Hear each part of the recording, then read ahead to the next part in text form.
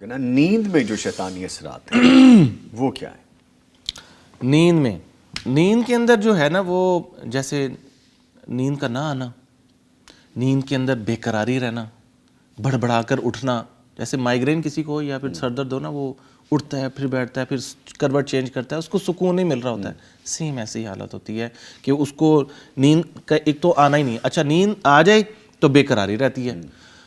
ایک بہت امپورٹنٹ یہ چیز ہے کہ گلا ایسے رکھتا ہے جیسے نا کسی نے دبا دیا نیند کے اندر، وہ چیخنے کی کوشش کرتا ہے، بولنے کی کوشش کرتا ہے، وہ ایسے لگتا ہے جیسے اس کے اوپر اتنا بھار آ گیا وہ اٹھ کر نہیں پاتا۔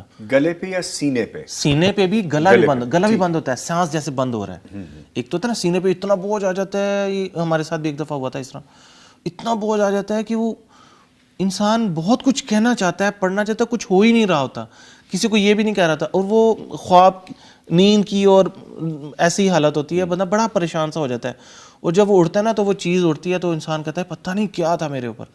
اچھا اس میں گھبرانا نہیں ہے، سب سے پہلے یہ ہے کہ یہاں پہ بھی کیا ہے، اچھا آیت الکرسی۔ آیت الکرسی۔ اچھا پھر اس کے بعد کیا ہوتا ہے کہ خواب آنا ڈرونے، اس کے اندر حیوانات کو، جنات کو، چپاؤں کو، اس کے ساتھ سانپ، بچھو اور گندگی چیز، گندگی دیکھنا، چھپکلی بھی؟ چھپکلی بالکل، چھپکلی تو جادو کی وہ ہے۔ اچھا، چھپکلی، سانپ اور بچھو اور اس طرح کی چیزیں، یہ چیزیں جو ہیں یہ جادو، یہ اثرات آپ کو سمجھ میں آ جاتے ہیں اور یہ آپ کو ریپیٹیڈلی یہی آئیں گے؟ ہاں جی، یہی آئیں گے، اور آپ اسی طرح ڈر کے اٹھیں گے، آپ کی نیند ڈسٹرب رہے گی، آپ کی نیند پوری نہیں ہوگی۔ ہاں آپ کو اس وقت نہیں جائے گی جب آپ نے نماز کا ٹائم ہونے لگے گا، فجر کا ٹائم ہونے لگے گا۔ اچھا دوسری طرف یہ ہے، ہاں نماز جب آپ اٹھ کے، جب آپ نماز کا ٹائم ہونے لگا تب آپ کو اتنی پیاری نیند آنے لگے گی کہ آپ کہیں گے کمال ہو گیا، مجھے تان تھپکیاں دے گا، سو جا۔ یہ نیکی کا کام نہ۔ اچھا پھر اس کے علاوہ نا دانت اس طرح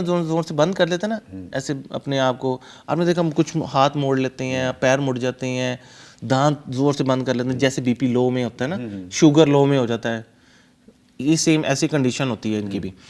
پھر اس کے اندر نا نیند کے اندر ہنسنا، نیند کے اندر رونا، نیند کے اندر دوران نیند جو نا چلانا، اچھا چلانا، اور دوران نیند جو ہے نا وہ بولتے رہنا۔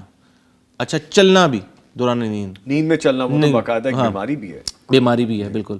تو یہ ساری چیزیں جو ہے نا یہ نیند کے اندر ہوتی ہیں۔ جب نیند کے اندر جس انسان کو یہ مسئلہ ہے تو اس کو چاہیے کہ وہ کیا کرے، آیت آیت الکرسی رات کو پڑھ کر سوئے، آخری تینوں کل جو ہے نا ان کو لازمی پڑھیں، آیت الکرسی کو پڑھیں۔ لیکن ان سب سے پہلے ضروری یہ ہے کہ اللہ پر آپ کا یقین سالڈ ہونا چاہیے۔